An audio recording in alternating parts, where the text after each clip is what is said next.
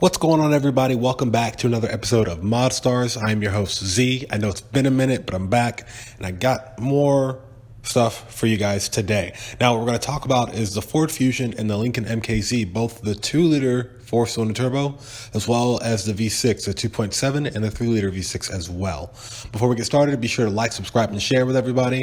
If you enjoyed the video, if you're a Ford or a Lincoln person listening to this, if you have the car, if you're thinking about getting the car, then you're going to enjoy this. All right, so before we get into all the mods and stuff, we got to talk about the important things on the vehicles, which is, of course, the specs, reliability, if there's any repair issues that are common, and how to fix those. So let's get started.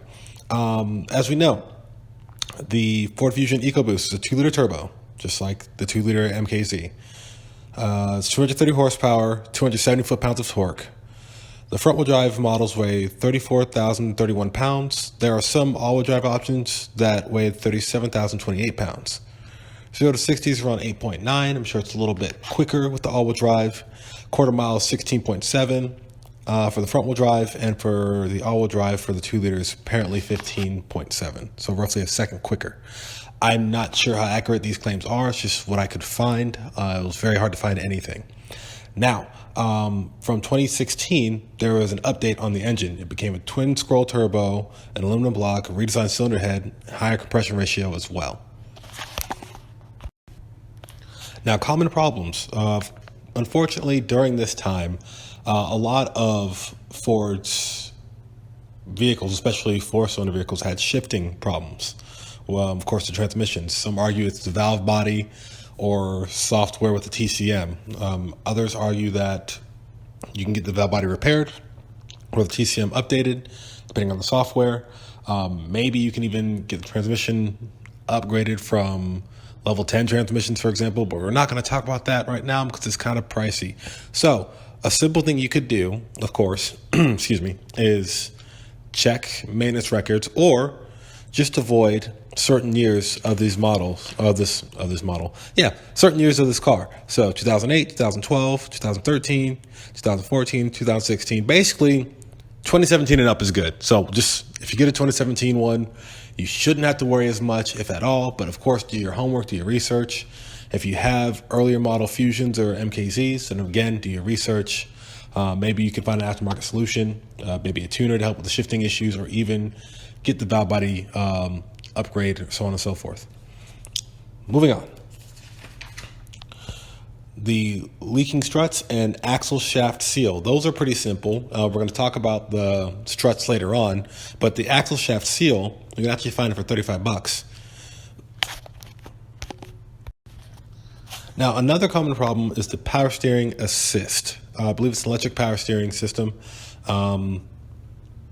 They tend to fail sometimes, well, enough. It's not like every car has a problem, but it's enough to where it's become a bad reputation on the car. Good news is that you can find used power steering racks on eBay for about $240, and refurbished ones for about $100 more, again, on eBay. So depends on how you want to go about that. Parts wise, it's not really the issue. It's the labor if you don't know how to do this stuff yourself.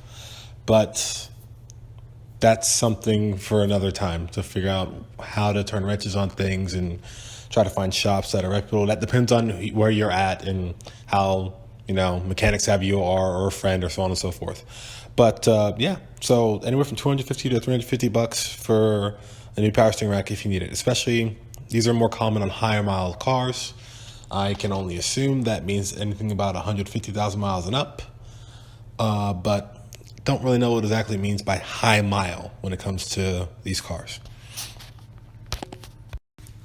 And moving on to the twin turbo V6 models, they weigh about 4,123 pounds. Of course, some being all-wheel drive. Oh, no, not some. All being all-wheel drive, if I'm not mistaken. Let me know if I'm wrong about that, but I don't think I am. I believe the Fusion Sport is all-wheel drive. The MKZ V6 is all-wheel drive, as well as the Taurus SHO, which is kind of what helps me remember that stuff. But anyway, again, we're going to say that for another video too. But anyways, 325 horsepower, 380 foot-pounds of torque, so it's pretty torquey. It's pretty interesting. And I believe it runs 12s in a quarter mile. I believe it's 12.9, 12.8, 12.7 even, depending on conditions and driving ability. But the common problems, again, outside of the cosmetic stuff, may or may not happen like they do with the 4-cylinder 2-wheel drive options. So always do your research, do your homework. Now we're going to get into the fun stuff, the engine mods. As always, sharing ideas here. I am not responsible for what you do or don't do, your successes or your failures.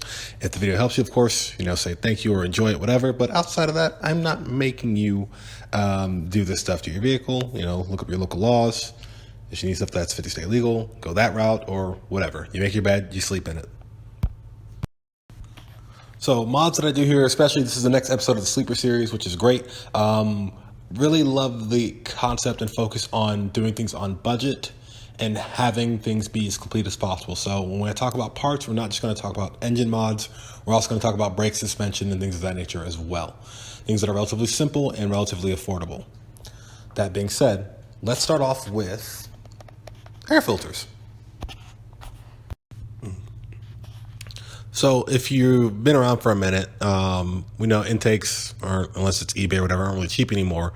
It's simple and very under the radar to just get a drop-in filter.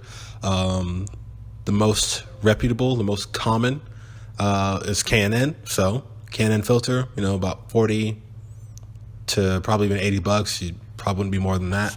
So of course, whether it's the 4-cylinder or the 6-cylinder, that would be a good start. All right, next up, of course, is the JMS Boost Max. So this is basically a throttle controller, drive-by-wire controller, kind of like the pedal commander, for example. So you can change the sensitivity of, the pedal. Makes it a little bit more responsive, gives it more of a driving feel.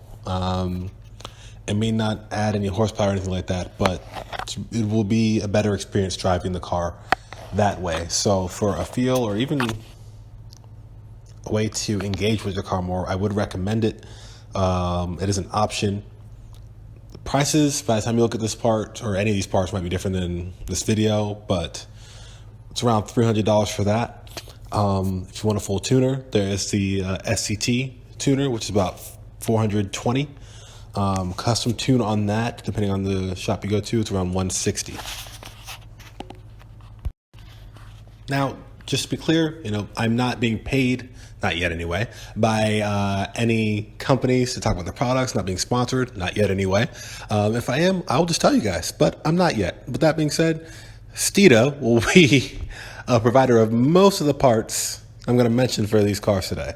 So starting with the front mount intercooler, it's about $730. There's also a manifold manifold spacer for the 2 liters as well as the 6 cylinders, which range to about 145 to, depending on which one you get, anywhere from 60 to $140. Honestly, believe it or not, it's crazy depending on which motor you have. And then they also have the MRT axle back, which is about $580. And yeah, as far as basic, intake exhaust, intercooler mods, that's about it, minus the blow-off valve adapter if anybody's running higher boost or bigger turbos, which I'm not gonna say I don't see why you would need to, but would you really need to? I mean, the stock turbos, unless you have the V6 and you just want crazy power, spool pretty decently, and with the extra mods, it'll help them spool even quicker, so the lag won't be as bad. So then you have to ask yourself, which do you want, more power or better response, better acceleration? That's a conversation for another video, a very important one at that, but something to think about. And the BOV adapter is about $70 too, by the way. Moving on to suspension and brakes. So I mentioned the shocks could leak in higher mile vehicles, and a good way to replace the factory ones, honestly, or just go aftermarket. So KYB shocks, again, very common aftermarket company, have shocks for just about anything nowadays. They have shocks for the Fusion and the Lincoln. So the fronts are about $100 and the rears are about $55. And then as far as brakes go, we have Stop Tech slotted rotors. They're $580 for the fronts, $380 for the rears. As far as braking problems on these cars go, I guess a simple fix was to go from the DOT3 fluid to DOT4. Steeda also has Hawk brake fluid on their website, and for a 500 milliliter bottle, it's about $10. Not bad. And outside of the StopTech rotors, there's also the StopTech pads. So for the front pads, about $110, and for the rears, it's $90. Now, moving on to, strut braces and things like that. The strut tower for the front is $153. The front adjusting camber bolts are $30. The rear sway bar end links are roughly $124. And if there's any for the front still, I couldn't find any lately, but I've seen them before, about $130. And then lowering springs are $270. And then we also have sway bars for the front, $400, and for the rear, it's $180. And lastly, I want to talk about the CD4 jacking rails. So these are rails that you put under the car to help support the car, undercarriage of the car, from getting damaged when you put the car on jacks. It also reinforces the car a little bit more rigidity. If you look at Steeda's, and I know it wasn't marketed this way, and I'm not trying to say this, but just to put it in perspective here, full disclaimer, disclosure, all that. If you go on the website and look at the reviews of this, there is a picture of a Fusion that was in a front-end collision. The whole front of the car is just gone. Car's totaled, and the owner just walked away. Nothing happened to him, and they believed it was because of these rails. So from a suspension point of view, yes, it makes the car more rigid. It may even help with, handling in some ways, but ultimately it was made to help keep the undercarriage from getting so damaged when you have to service the car. So again, it's there. Those are for about $200. And a quick rundown of these cars and what you can do with them. This is just the basic stuff. You'd have a pretty good setup, whether it be suspension and handling, or even power-wise, something fun on budget. And that's really what this channel is about. If we have to do anything more expensive, we'll talk about that later. But you don't really even need to get coilovers, as popular as it is, I understand.